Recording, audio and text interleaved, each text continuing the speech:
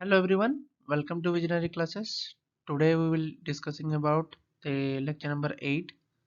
So in this lecture we will continue the previous year questions of MSc Environmental Science exams that came in the 2018 paper. So 2018 का paper हम discuss करने वाले हैं और मैं दोबारा बताना चाहता हूँ उन स्टूडेंट्स को जो अभी तक नोट्स नहीं बना रहे हैं या वो दोबारा प्रैक्टिस कर नहीं रहे हैं प्रीवियस ईयर क्वेश्चंस को और अभी तक उन्होंने कांटेक्ट नहीं किया है। हमारे रेगुलर ऑफलाइन क्लासेस स्टार्ट हो चुके हैं, तो जो लोग कांटेक्ट नहीं कर रहे हैं शायद उनको प्रॉब्लम हो सकती है। तो आई प्रिफर कि आप सब के सब जल्द से जल्द कांटेक्ट करें जिन्होंने अभी तक ऑफलाइन क्लासेस के लिए रजिस्ट्रेशन नहीं किया है, ठीक है। और अगर रजिस्ट्रेशन करना है तो आपको डिस्क्रिप्शन बॉक्स में दिए हुए नंबर पे व्हाट्सअप करना है आपको, और आप जल्द से जल्द इस चीज़ को करिए ताकि हम आपके क्लासेस को अच्छे से ले सकें, ठीक है। और आए चलते हैं हमारे लेक्चर नंबर 8 को शुरू करते हैं आज का lecture. So today will discussing 2018 lecture number 8 वाला पेपर जो होगा उसमें जो पहला क्वेश्चन आप देख सकते हो, it tells about that Darcy law, ठीक है। तो ये डार्सी लॉ होता क्या है? सबसे पहली बात तो डार्सी लॉ होता क्या है? अगर वो डार्सी लॉ बोल रहा है वो होता क्या है?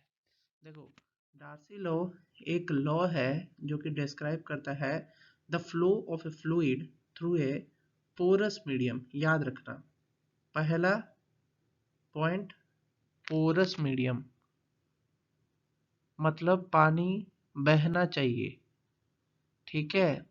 ये नहीं कि पानी नहीं बह रहा है, बहना जरूरी है, पोरस मीडियम होना चाहिए, ठीक है। उसके बाद क्या आता है कि ये लॉ क्या बोलता है कि टोटल डिस्चार्ज जो है वो इक्वल टू होता है minus hydraulic gradient multiplied by area, cross sectional area और हेड लॉस, ठीक है। तो ये उसका फॉर्मूला है। अब ये क्या, इसका मतलब क्या समझते हो, समझो कि यहाँ पे एक हाइट h1 है और यहाँ पे एक हाइट h2 है, ठीक है। तो पानी इधर से इधर फ्लो कर रहा है तो उसमें एक लॉस हो रहा है, किसका? एक हेड का लॉस हो रहा है, पानी का जो लेवल है उसका लॉस हो रहा है। या हाइड्रोलिक ग्रेडियंट क्या है? ये प्रॉपर्टी है किसका? उसी जो मीडियम है उसकी प्रॉपर्टी है। क्रॉस सेक्शनल एरिया तो आप समझ ही रहे हो, ये वाला एरिया जो है, ठीक है। तो इतना आपको समझ में आ गया। तो वो बोल रहा है कि डार्सी लॉ कहाँ डेविएट करेगा, this is the question, where it will deviate. तो अगर हम बात करें, यहाँ पे स्पेसिफिक डिस्चार्ज देख सकते हो, डार्सी लॉ जो होता है वो अगर लेस देन 1 हो, वहाँ पे अगर रेनॉल्ड्स नंबर लेस देन 1 हो और अप टू 10 तक हो, ठीक है, तो डार्सी लॉ जो होता है डेफिनेटली वैलिड होता है। जैसे ही आपका रेनॉल्ड्स नंबर ग्रेटर देन 100 हो जाएगा वहाँ पे वैलिड नहीं होगा। कौन? डार्सी लॉ वहाँ पे वैलिड नहीं होगा। क्यों? क्योंकि वहाँ पे टर्बुलेंट फ्लो आ जाता है। तो सेकंड पॉइंट क्या हुआ कि जहाँ पे लैमिनार फ्लो है वहाँ पे आपका डार्सी लॉ वैलिड है। मतलब the second point is laminar flow, ठीक है। लैमिनार फ्लो की बात किया इन्होंने, ठीक है। अब बात करते हैं कि डेविएट कहाँ करेगा। क्या होता है कि sometimes when there is a steep hydraulic gradient, अगर हाइड्रोलिक ग्रेडियंट इतना स्टीप होगा तो डार्सी लॉ डेफिनेटली डेविएट करेगा। क्यों? क्योंकि ग्राउंड वाटर वहां पे जब फ्लो करता है तो वो कैसे फ्लो करता है? वो फ्रैक्चर्स के थ्रू से फ्लो करता है। अब सपोज करो ये मेरा एक पोर्शन है, यहाँ पे ग्राउंड वाटर फ्लो कर रहा है, तो अचानक अगर क्रैक होगा तो पानी तेजी से नीचे सीप कर जाएगा, लीक कर जाएगा, तो इसलिए वहां पर हाइड्रोलिक ग्रेडियंट इंक्रीज कर जाएगा। तो जहां पे टर्बुलेंट फ्लो फिर देखने को मिलता है, तो इसीलिए जिस जगह पे टर्बुलेंट फ्लो देखने को मिलेगा तो वहां पे हमारा डार्सी लॉ डेविएट करेगा। और बाकी जितने भी पॉइंट्स हैं those are not valid because rocks contains large underground openings, इससे कोई फर्क नहीं पड़ता है। Water flows through a dense clay, इससे भी कोई फर्क नहीं पड़ेगा क्योंकि डेंस क्ले के थ्रू से फ्लो करने से कोई मतलब है नहीं, पानी उल्टा जाएगा नहीं क्योंकि डेंस क्ले उसको स्टॉप करेगा, परमिएबल नहीं, परमिएबिलिटी नहीं होती है डेंस क्ले में, ठीक है। तो पानी ऊपर ऊपर फ्लो करेगा, ठीक है। Natural underground ground water where Reynolds number is less than 1, ये तो डेफिनेटली यहाँ पे फॉलो करेगा ही करेगा। तो जो 4 पॉइंट्स है उनमें से जो फर्स्ट पॉइंट है that was the answer because of these reasons which I discussed here. ठीक है, इतना समझ में आ गया। आगे चलो, नेक्स्ट क्वेश्चन क्या बोल रहा है कि which of the following relationship is incorrect. बहुत सिंपल है, किस चीज का फॉर्मूला दिया है, G gives free energy, H enthalpy, T temperature, S entropy, ठीक है, N number of moles, E है सेल पोटेंशियल, एफ है फैराडे कांस्टेंट। तो दो फॉर्मूले हैं, पहला फॉर्मूला जो है वो ये है delta G equal to delta H minus T del S. ठीक है, तो डेल्टा जी चेंज इन गिव्स फ्री एनर्जी, ये क्या है change in enthalpy minus temperature into change in entropy, ये फॉर्मूला है। तो इसको थोड़ा रीअरेंज कर देंगे तो ये वाला इक्वेशन बन के आ जाएगा। ठीक है, ये इक्वेशन बन के आ जाएगा, क्या रीअरेंज कर देंगे तो ये इक्वेशन बन के आ जाएगा। लेकिन एक दूसरा फॉर्मूला भी है जो सेल पोटेंशियल में हम देखते हैं, दैट इज गिव्स free energy of a cell equal to minus n Faraday's constant into EMF of the cell, जिसकी वैल्यू फैराडेज कांस्टेंट की है 96.485 जूल पर वोल्ट मोल। ठीक है, ये आपको समझ में आ गया। तो इसका आंसर जो होगा, ये देखो ये तो डेफिनेटली ट्रू है। ठीक है, पहला फॉर्मूला ट्रू है, दूसरा फॉर्मूला भी ट्रू है, ये तीसरा भी ट्रू है, लेकिन ये चौथा जो है इट इज रॉन्ग। आया समझ में, इसमें अब कोई कंफ्यूजन नहीं है। ठीक है, इनकरेक्ट पूछा था, बार बार ध्यान से पढ़ो, इनकरेक्ट पूछा है, यहाँ पे मिस्टेक करोगे बच्चों।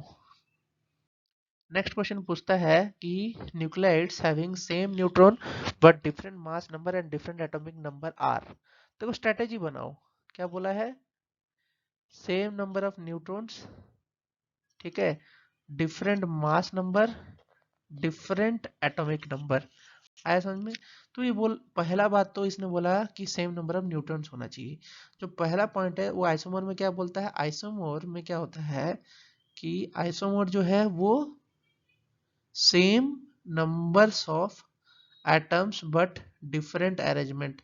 तो ये वाला किसी हद से भी ट्रू नहीं लगता है कि यहाँ पे फिट बैठेगा। दूसरा पॉइंट क्या बोलता है कि atoms of same element that have different number of neutrons but same number of protons and electrons. तो नंबर्स ऑफ न्यूट्रॉन्स तो सेम होना चाहिए, यहाँ पे बट डिफर दिया है तो ये पॉइंट भी नहीं होगा। ठीक है, थर्ड आता है any members of a group of atomic और nuclear species all of which have same mass number. सिर्फ मास नंबर सेम करने की बात की है किसमें, आइसोबार में। तो यहाँ पे भी ये वाला पॉइंट नहीं होगा क्योंकि ये सिर्फ मास नंबर की बात कर रहा है।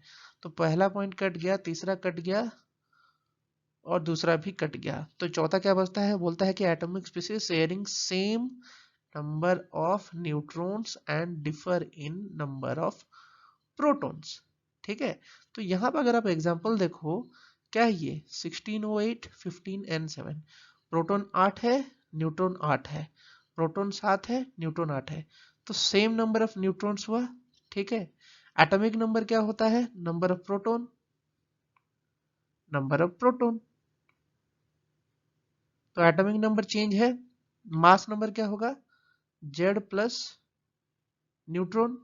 ठीक है, तो मास नंबर क्या है 16 है, ठीक है ऑक्सीजन के लिए, लेकिन तुम्हारा नंबर ऑफ जो न्यूट्रॉन क्या है यहाँ पे सेम है, मास नंबर अलग अलग है, एक जगह में 16 है तो एक जगह में 15 है, एटॉमिक नंबर एक जगह में 8 है तो दूसरी जगह में 7 है।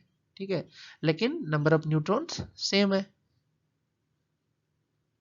ठीक है, तो एग्जाम्पल क्या हुआ, एग्जाम्पल से आपने समझ लिया कि ये आइसोटोन ही होगा। तो आई रियली वांट कि आप में से जो बच्चे रेगुलरली पढ़ रहे हैं, जो सिंसियर हैं, वो कम से कम कमेंट्स पे लिख के बताएं कुछ आइसोबार के एग्जांपल्स, कुछ आइसोटोप्स के एग्जांपल और कुछ आइसोमर्स के एग्जांपल्स भी लिख के बताएं मेरे को। ठीक है, आगे चलते हैं। नेक्स्ट क्वेश्चन की अगर हम बात करें तो वो बोलता है कि which of the following can be used for ripening of fruits. ठीक है, राइपनिंग ऑफ फ्रूट्स की बात करें तो कौन सा यूज होता है, तो याद रखो दीज आर द एलिमेंट्स। ठीक है, राइपनिंग ऑफ फ्रूट्स के लिए तुमको ये चाहिए, कौन, इथाइलिन और इथीन, एसिटिलीन गैस और इथोफोन। ठीक है। ये दोनों जो होता है ये लिबरेट करता है किससे, कैल्शियम कार्बाइड से। और ये जो इथिलीन होता है ये क्या करता है, it promotes and coordinates the ripening of harvested climacteric fruits. ठीक है, जो क्लाइमेट बेस्ड फ्रूट्स हैं उनके राइपनिंग में हेल्प करता है कौन, ये जो इथिलीन और इथीन है, जो कि बनाना और टोमेटो लाइक फ्रूट्स को क्या करता है, राइपनिंग में हेल्प करता है। आया समझ में। तो ये C2H4, ठीक है, फॉर्मूला। ठीक है, तो इसमें आंसर इसका इथिलीन था और इथीन। आई होप कि ये वाला पोर्शन समझ में आया हो। देखो राइपनिंग ऑफ फ्रूट्स पे रेगुलरली क्वेश्चन आते हैं, तो इनको थोड़ा पढ़ो ठीक से, this will come in the exam. Next बात करते हैं, विच of the following is used for manufacturing of the paper. बहुत इजी क्वेश्चन है। Raw materials used for manufacturing of paper is pulp, ये सबको पता है। और ये पल्प किससे बनाता है, आइदर कॉटन फाइबर से, नहीं तो सेलुलोज फाइबर से बना होता है। आजकल वुड पल्प यूज होता है ना। वुड पल्प तो आप सब जानते ही हो, बम्बू ट्री के जो पत्ते होते हैं उसको यूज किए जाते हैं, या तो ट्री के बाक्स भी यूज किए जाते हैं किसको, पेपर को बनाने में, तो ये भी है उसमें इंक्लूडेड। तो ये तो मैंने मैन्युफैक्चरिंग की बात बता दी कि सेलुलोज इसका आंसर होगा। लेकिन ये आप कोशिश करो कि स्टार्च उसके यूजेस, जाइलोज उसके यूजेस, माल्टोज उसके यूजेस एंड सेलुलोज उसके यूजेस, ठीक है, इनको पढ़ने की कोशिश करो विथ फॉर्मूला। इस क्वेश्चन का यही काम है,